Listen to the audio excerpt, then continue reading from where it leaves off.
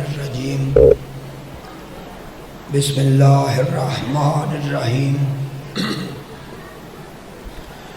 الحمد للہ والصلاة علی اہلہا اما بعد فقد قال اللہ تبارک و تعالی فی کتابہ المجید و خطابہ الحمید و هو اصدق الصادقین بسم اللہ الرحمن الرحیم لقد من اللہ علی المؤمنین اذ بعث فیہم رسولا من انفسہم یتلو علیہم آیاتہ ویزکیہم ویعلمہم الکتاب والحکمہ۔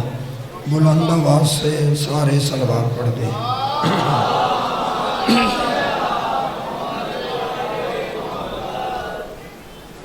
سامعین محترم، میری دعا ہے کہ محمد و آل محمد کا عظیم ترین خالق آپ سب کی یہ حاضری بارگاہ جناب سیدہ میں قبول فرمائے، بانیان کے اللہ رزق عزت اور بخت میں اضافہ فرمائے، مالک ان کی پریشانیوں کو دور فرمائے اور ہمارے حقیقی وارث حجت دوراں ہادی زمانہ کی ظہور میں تعجیل فرمائے۔ یقیناً جو بھائی مسلسل مجالس میں تشریف لا رہے ہیں ان کے ذہن میں ہوگا،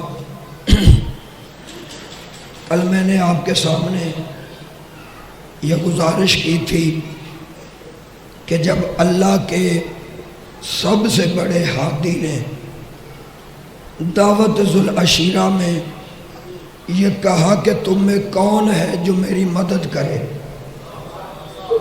تو سارے کے سارے کافر چپ تھے، یا پورے مجمع کے آخر سے آواز آئی انا ناصرک یا رسول اللہ۔ جب آواز آئی تو سارے مجمع نے مڑ کے دیکھا، وہی کھڑا ہوا تھا جسے کھڑا ہونا چاہیے تھا۔ جہاں میں نے کل بات چھوڑی تھی بڑی جلدی وہیں سے متصل کر کے آپ سے دعا لے لوں گا۔ علی نے کیا مدد کا وعدہ،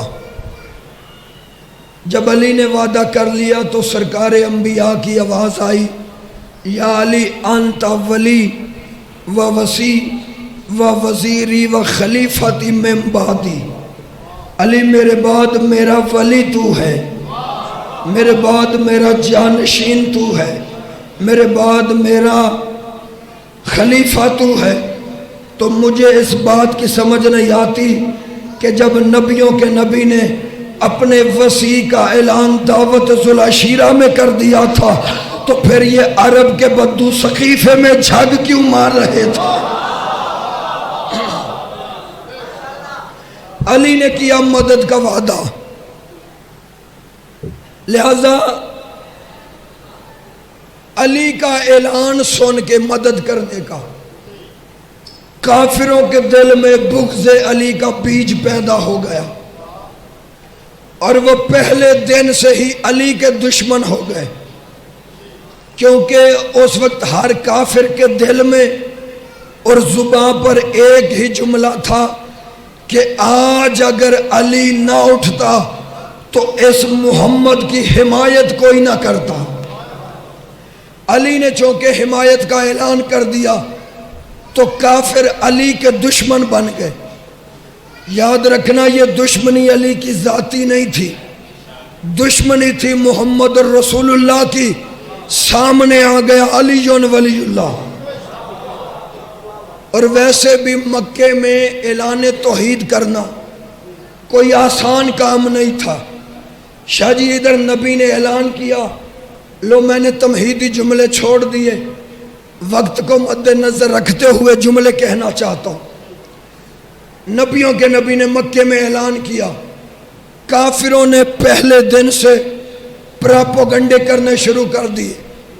انہوں نے یہ پلان بنایا کہ اس محمد سے اپنے بچوں کو بھی دور رکھو، اپنے مردوں کو بھی دور رکھو، اس نبی سے اپنی عورتوں کو بھی دور رکھو۔ شاہ جی انہوں نے عورتوں کو دور رکھنے کا پلان بنایا، اللہ نے بھی اسی دن سے ارادہ کر لیا کہ آج تم میرے نبی سے اپنی عورتوں کو دور کر رہے ہو، کل اگر خود رشتے لے کر نہ ہو تو مجھے کہنا۔ وہ بولے گا جسے مولا نے زبان عطا فرمائی۔ مولا ان جوانوں کی زندگی کرے۔ بہت شکریہ صاحب۔ اللہ نے کہا آج تم عورتوں کو دور کر رہے ہو، کل احترام رسالت میں گھر تک نہ چھوڑنے آؤ، تو پھر مجھے محمد کا خدا نہ سمجھنا۔ انہوں نے یہ حالات پیدا کر دیے۔ بچوں کو بھی دور رکھو، عورتوں کو بھی دور رکھو، مردوں کو بھی دور رکھو۔ شیعہ سنی بھائیوں، جب مکے میں یہ حالات بنے، اللہ کی آواز آئی، حبیب تو پریشان کیوں ہوتا ہے؟ یہ تجھ سے اپنے بچوں کو دور رکھتے ہیں، میں تجھے علی جیسا بچہ دوں گا۔ بس سنتے آنا جلدی جلدی۔ یہ تجھ سے عورتوں کو دور کرنا چاہتے ہیں، میں تجھے خدیجہ الکبریٰ جیسی عورت دوں گا۔ یہ تجھ سے مردوں کو دور رکھنا چاہتے ہیں، میں تجھے ابو طالب جیسا مرد دوں گا۔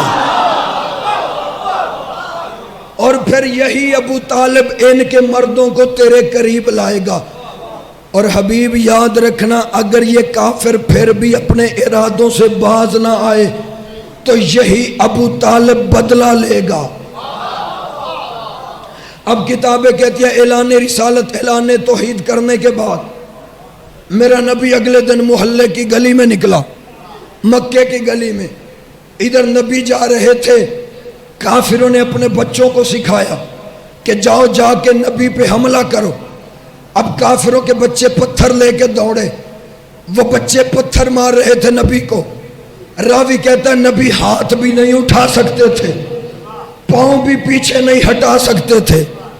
پھر سننا، ہاتھ بھی نہیں اٹھا سکتے تھے، پاؤں پیچھے نہیں ہٹا سکتے تھے، اس لیے کہ نبی جانتے تھے پاؤں پیچھے ہٹانے کا مطلب ہے میدان چھوڑ کے بھاگنا۔ نبی جانتے تھے جو میدان چھوڑ کے بھاگ جائے وہ اس کا بھیجا ہوا ہادی نہیں ہو سکتا۔ نبی نے ہاتھ بھی نہیں اٹھایا، پاؤں بھی پیچھے نہیں ہٹایا۔ کیوں؟ وجہ کیا ہے؟ نبی تھے رحمت للعالمین۔ اگر رحمت للعالمین کا ہاتھ اٹھ جاتا تو قیامت آنے سے پہلے قیامت آ جاتی۔ اگر نبی کا پاؤں 1 انچ بھی اپنی جگہ سے پیچھے ہٹ جاتا تو نبی اللہ کا بنایا نہ رہتا۔ ادھر کافروں کے بچے پتھر مار رہے تھے، نبی نہ بھاگے نہ پیچھے ہٹے، چپ کر کے کھڑے پتھر کھاتے رہے۔ جب پتھر مار کے یہ چلے گئے، زخمی نبی، قمیض پہ کرتے پہ خون لگا ہوا، نبی گھر پہنچے، سرکار ابو طالب کی نظر پڑی، دیکھ کے فرماتے ہیں محمد یہ کیا حالت بنا رکھی ہے؟ آواز آئی چچا میں فلاں گلی سے گزر رہا تھا، کافروں کے بچوں نے میری توہین کی ہے، کافروں کے بچوں نے مجھے پتھر مارے۔ ابو طالب فرماتے ہیں اچھا اگر یہ بات ہے میں ابھی ان کا بندوبست کرتا ہوں۔ سمجھنا ابو طالب کسے کہتے ہیں؟ قدم قدم پہ نبی کی حفاظت کرنے والی شخصیت کو ابو طالب کہتے ہیں۔ سرائکی کا ایک شاعر ہے، اس نے 2 لائنیں لکھ کے قلم توڑ دیا۔ میری زبان سرائکی نہیں، لہجے پنجابی، اردو میری مادری زبان، کوشش کرتا ہوں وہ سرائکی کی 2 سطریں سنا دوں، ساتھ میرا آپ نے دینا ہے۔ ابو طالب کی شان میں اس نے 2 سطریں لکھی۔ وہ سرائکی شاعر کہتا ہے جے کر معیار محمد ہے، سمجھ آئی تو پھر بولنا ضرور۔ وہ شاعر کہتا ہے جے کر معیار محمد ہے، تہک گال زوار کو سوچ کے ڈس، تو جالی چوم کے حاجی ہے، جے چاہ کے پالا کافر ہے۔ اللہ ان ہاتھوں پہ رحمت نازل کر، تو محمد کی جالی چوم لے، تو نبی کے رازے کی جالی چوم لے تو اپنے آپ کو بخشا ہوا سمجھتا ہے، اور جو لوریاں دیتا رہا نبی کو۔ اسلام حضرت جناب ابو طالب علیہ السلام غلام کا اللہم صلی علی محمد و علی محمد۔ تو روزے کی جالی چوم کے آ جائے تو اپنی بخشش کنفرم سمجھتا ہے، اور وہ ابو طالب جو قدم قدم پہ محمد کی حفاظت کرتا رہا، نبی نے کہا ان کے بچوں نے پتھر مارے ہیں، آواز آئی میں ابھی ان کا بندوبست کرتا ہوں۔ ابو طالب نے ایک غلام کو بلایا، بلا کے کہتے جا ان بچوں کے باپوں کو بلا کے لا۔ راوی نے لکھا ہے کہ ابو طالب خود چل کے گئے کافروں کے دروازے پہ، لیکن میرا عقیدہ نہیں مانتا، میرا عقیدہ یہ ہے کہ ابو طالب نے غلام بھیجا کہ انہیں بلا کے لا، آپ مجھ سے دلیل مانگے میں پہاڑ سے وزنی دلیل پیش کر دیتا ہوں۔ ابو طالب خود چل کے نہیں گئے، اس لیے کہ کمی اور ہوتے ہیں سردار اور ہوتا ہے۔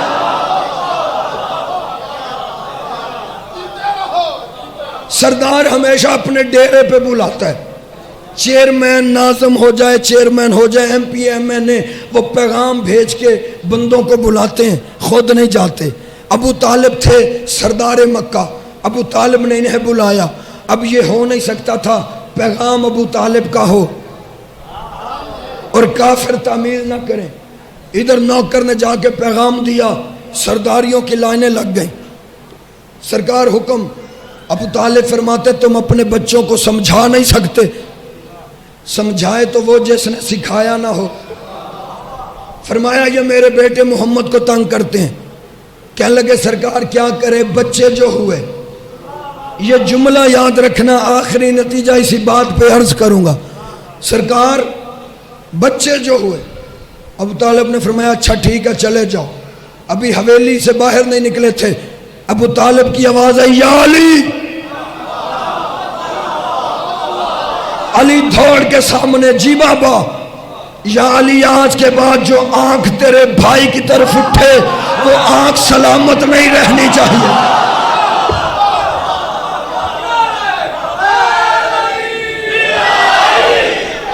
جو ہاتھ تیرے بھائی کی طرف بڑھے انہیں بازوؤں سے سلامت نہیں رہنا چاہیے۔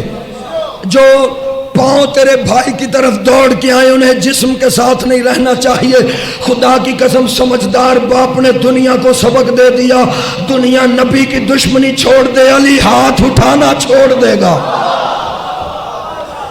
لیکن اگر نبی سے دشمنی کرو گے تو علی کا ہاتھ نہیں رکے گا۔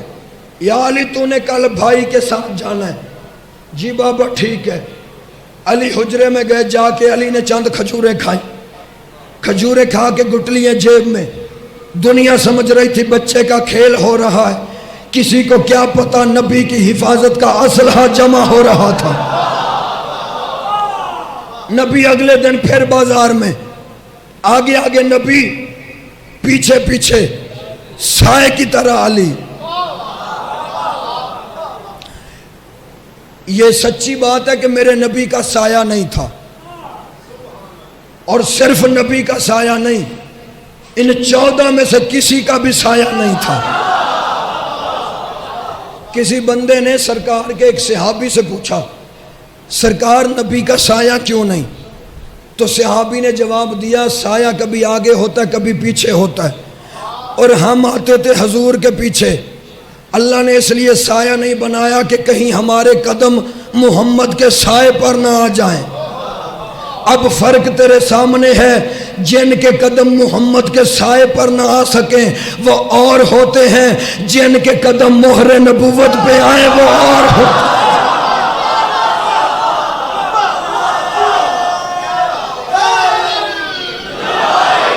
پنجاب اسمبلی میں بل پاس ہوا، سب کو رضی اللہ لکھو۔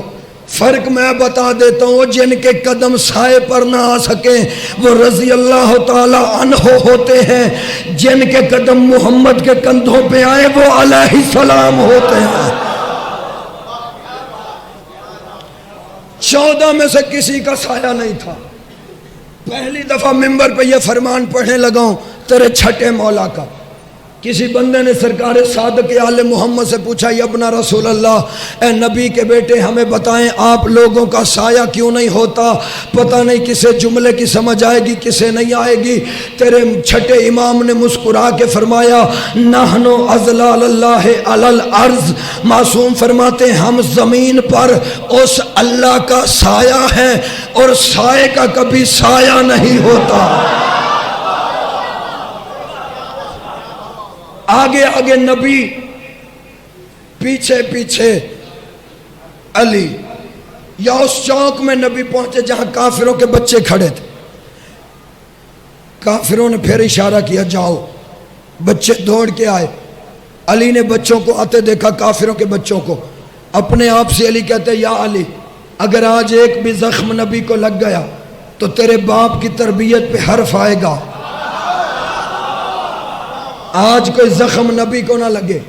علی نے اپنے آپ سے وعدہ کیا، ایک بچے نے میرے نبی کو پتھر مارنے کا اشارہ کیا، یعنی پتھر مارا نہیں تھا، یہاں تک اس کا ہاتھ آیا تھا۔ علی نے جیب سے گٹلی نکال کے اس ظالم کے ہاتھ پہ ماری، گٹلی کا لگنا تھا، اس کا ہاتھ ٹوٹ گیا۔ عام ہاتھ سے گٹلی تو نکل نہیں رہی تھی، فاتح خیبر کا ہاتھ تھا، ہاتھ ٹوٹا۔ دوسرے نے گھور کے میرے نبی کو دیکھا، علی بادشاہ نے دوسری گٹلی نکالی، اس خبیث کے ماتھے پہ ماری، گٹلی یہاں پہ لگی، یہاں پہ گٹلی کا لگنا تھا، دونوں آنکھیں نکل کے باہر آ گئیں۔ اب وضاحت نہیں، 2-3 بچے زخمی ہوئے۔ ایک بچہ آواز دے کے کہتا تمہیں پتہ نہیں یہ ہاشمی ہیں، اکیلے اکیلے مقابلہ نہیں کر سکو گے، مل کے حملہ کرتے ہیں۔ انہوں نے مل کے حملہ کیا۔ علی نے جیب سے ساری گٹلیاں نکال کے چھٹا دیا کافروں کے بچوں کی طرف۔ خدا کی قسم کتابیں کہتی ہیں جس کے ہاتھ پہ لگی اس کا ہاتھ ٹوٹ گیا، جس کے بازو پہ لگی اس کا بازو ٹوٹ گیا، جس کے سینے پہ لگی چیرتی ہوئی پیچھے نکل گئی۔ رات کا ٹائم ہے، پتہ نہیں کہاں تک میری آواز جا رہی ہے۔ ہو سکتا ہے میں یہ بات کر کے چلا جاؤں، کسی پریشان ذہن بندے کے ذہن میں یہ بات آ جائے کہ جی شیعہ دیکھو کیسی روایتیں سناتے ہیں، بھلا کبھی کھجور کی گٹلی سے بھی ہاتھ ٹوٹا، بھلا کھجور کی گٹلی سے بھی بازو ٹوٹا، کیسے ہو سکتا ہے کہ کھجور کی گٹلی سینے سے پار ہو جائے؟ میں کہتا ہوں تم نے قرآن پڑھا ضرور ہے لیکن قرآن کو سمجھا نہیں۔ گھر جا کے قرآن اٹھا، 30واں پارہ سورہ فیل، آواز قدرت آ رہی ہے، بسم اللہ الرحمن الرحیم، علم ترى کیف فعل ربک باصحاب الفیل۔ اللہ قرآن میں کہہ رہا ہے، اللہ قرآن میں کہہ رہا ہے کیا تم نے نہیں دیکھا ہم نے ہاتھی والوں کے ساتھ کیا کیا؟ اور جو خدا ابابیل کی چونچ سے کینکریے پھینکوا کے ہاتھیوں کا اتنا بڑا لشکر برباد کر سکتا ہے، وہ علی کے ہاتھ سے نکلی گٹلیوں سے نبی کے دشمنوں کا ستیہ ناش کیوں نہیں کر سکتا؟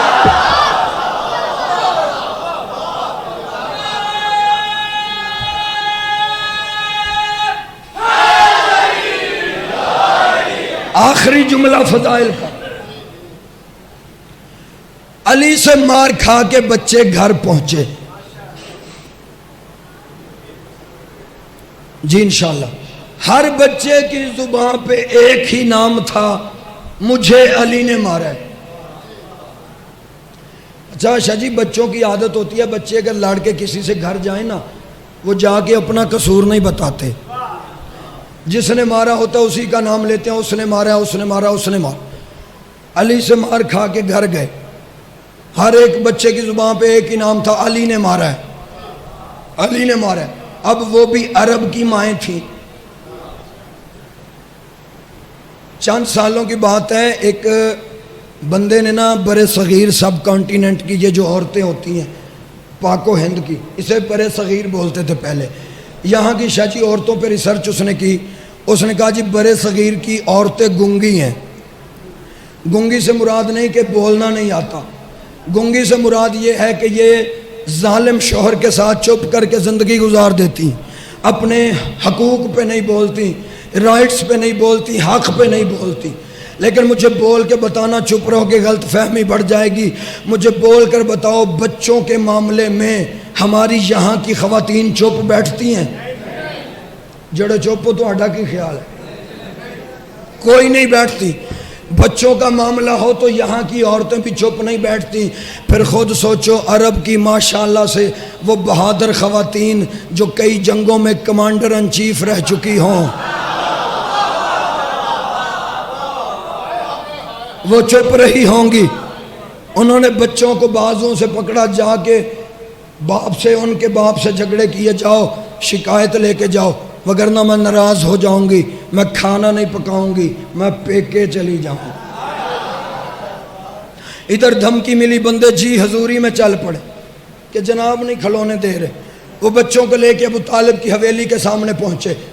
اب جرت نہیں ہو رہی اندر کون جائے، آگے کوئی عام بندہ نہیں، سرکار مکہ تھا.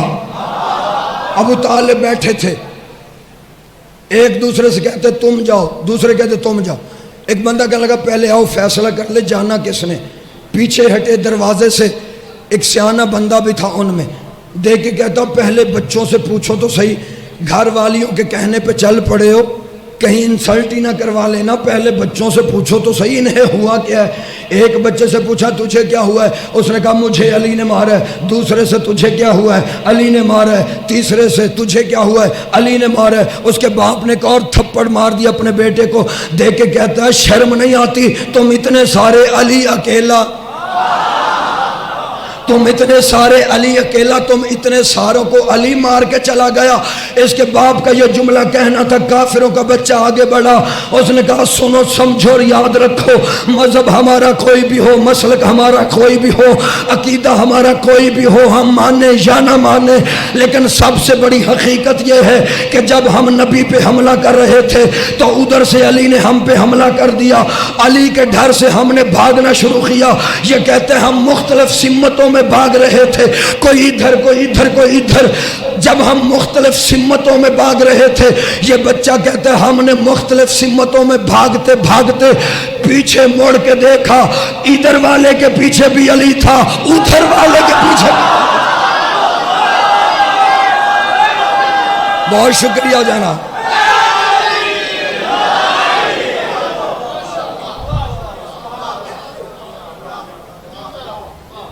آئے ابو طالب کے پاس، آگے کہتے ابو طالب آپ سمجھا نہیں سکتے علی کو. عقل مند بندہ وہ ہوتا ہے جو بات، بلکہ بے وقوف بندہ وہ ہوتا ہے جو بات کرے سنے اور بھول جائے. عقل مند وہ ہوتا ہے جسے برسوں بات یاد رہتی. آ کے کہنے لگے ابو طالب آپ علی کو سمجھا نہیں سکتے. ابو طالب کو ان کی بات یاد تھی، مسکرا کے کہتے ہیں کیا کروں یار، علی بچہ جو ہوا. دشمن تو علی کے پہلے دن سے ہی ہو چکے تھے. پھر یہ بچے بڑے ہوئے، بڑے ہو کے انہوں نے مسلم کی جوڑی کو دریا کے کنارے ذبح کر دیا. اللہ تمہیں مسیب کی زیارت کروائے. آمین کہنا روتے ہوئے. زیارتیں پیسوں سے نہیں بلاوے سے ہوتی. آج بھی دونوں بھائی اکٹھے سو رہے ہیں. مسیب جگہ ہے، بڑی آباد ہے رقیہ کی جوڑی، لیکن دریا کے کنارے پہ ایسے گئے پھر کنارہ چھوٹ نہیں سکا. لفظ پڑھوں تیرے رونے کے لیے کافی ہو جائے گا، وقت زیادہ نہیں، میں بڑے قریب سے شہادت شروع کرنے لگا. قسمت دیکھ مسلم کے بچوں کی، کوفے کی گلیوں میں پھرتے پھرتے خود قاتل کے گھر آ گئے. حارث ملعون اللہ اس پہ لعنت کرے، اس کی بیوی مومنہ تھی. اس نے شہزادوں کو ایک حجرے میں بند کر کے نا، یہ بی بی کہتی ہے شہزادوں میرا شوہر بڑا ظالم ہے، کہیں ایسا نہ ہو اسے پتہ چل جائے، آج کی رات یہاں اس حجرے میں گزارو، کل کوئی بندوبست کروں گی. عزادارو یہ حارث بے غیرت ساری رات اور سارا دن ظلم کرتا کرتا تھک کے آدھی رات گزر چکی تھی. یہ گھر آیا، آتے ہی سو گیا. دونوں شہزادے حجرے میں تھے. یا سوتے ہوئے ابراہیم خواب میں ڈر کے اٹھا. 5 سال عمر ہے سرکار ابراہیم کی، ایک بیٹا بی بی رقیہ کا 5 سال کا، ایک 7 سال کا، اور یہ عمر ہی کتنی ہوتی ہے. شہزادے کو بابے کی زیارت ہوئی. چھوٹا شہزادہ رو کے کہتا ہے محمد جاگ، ہمارے سونے کا ٹائم ختم ہو گیا. اونچی آواز میں شہزادے روئے. یہ بغیرت کی آنکھ کھلی. یہ چراغ لے کے حجرے تک پہنچا، اس نے حجرے کا تالا توڑ کے دروازہ کھولا۔ راوی کہتا ہے کمرے میں اندھیرا تھا، میرا عقیدہ کہتا ہے جہاں رقیہ کی جوڑی ہو وہاں اندھیرا ہو نہیں سکتا۔ ان کے نور کی اتنی روشنی تھی، یہ کمینہ اندر داخل ہوا، بڑے پیار سے اس نے محمد کے بالوں پہ ہاتھ رکھا، دوسرا ہاتھ ابراہیم کے، میں اشارہ کر کے پڑھ رہا ہوں، اللہ کرے تجھے اشارہ سمجھ آ جائے۔ ایک ہاتھ ابراہیم کے بالوں میں آیا، دوسرا محمد کے بالوں میں۔ اس کتے نے اس انداز میں رقیہ کی جوڑی کو اٹھایا، اٹھا کے کبھی بڑے شہزادے کو تماچے، کبھی چھوٹے کو تماچے، ساری رات بچوں پہ ظلم کرتا رہا۔ دن چڑھا، میرے جملے نہیں، اظہر حسن زیدی فرمایا کرتے تھے کربلا سے لے کر شام تک جتنے تماچے شیمر نے بی بی سکینہ کو مارے، اتنے تماچے اس حارث نے گھر سے لے کے دریا کے کنارے تک رقیہ کی جوڑی کو مارے۔ آ گیا دریا کا کنارہ، جس نے معجزہ دیکھنا ہے چھوٹے چھوٹے شہزادوں کا، بڑے باب الحوائج شہزادے ہیں، دعا مانگ لینا اگر کوئی پوری نہ ہو رہی ہو، جب میں کہوں گا تو شہزادوں کے جنازے آئیں گے، 2 منٹ کی زحمت۔ آ گیا دریا کا کنارہ، یہ ظالم کہتے ہیں شہزادوں میں تمہیں قتل کروں گا۔ آواز آئی قتل کیوں کرتا ہے؟ یہ ظالم کہتا ہے انعام کے لالچ میں۔ کتنا انعام؟ 2000 درہم۔ عزادارو 2000 کا نام آنا تھا۔ شہزادے چھوٹے چھوٹے ہاتھ باندھ کے کہتے ہیں ہمیں قتل نہ کر، ہمارے ماموں حسین کو خط لکھ، اتنا سخی ہے ہمارا ماموں حسین، تجھے 2000 سے زیادہ انعام ملے گا۔ یہ ظالم کہتا ہے میں نہیں مانتا۔ شہزادے کہتے ہیں اگر یہ نہیں مانتا پھر ہمیں ذبح نہ کر، کسی غلاموں والے بازار میں لے جا کے ہمیں فروخت کر دے، ہم یوسف سے کم پیسوں میں نہیں بکیں گے، ہم فخر یوسف ہیں، ہمیں بیچ دے، تجھے پھر بھی پیسے زیادہ مل جائیں گے۔ یہ ظالم کہتا ہے نہیں، میں تمہیں قتل کر کے حکومت سے انعام لوں گا۔ آواز آئی اگر تو نے قتل ہی کرنا ہے پھر 2 رکعت نماز پڑھ لینے دے۔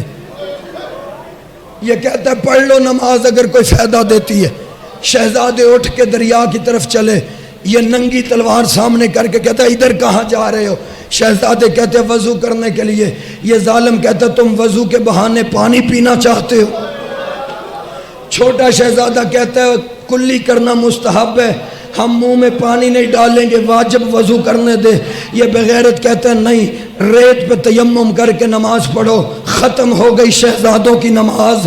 جب نماز ختم ہوئی اس نے بڑے کی گردن پہ تلوار رکھی، کہتا ہے بتاؤ پہلے کسے قتل کروں؟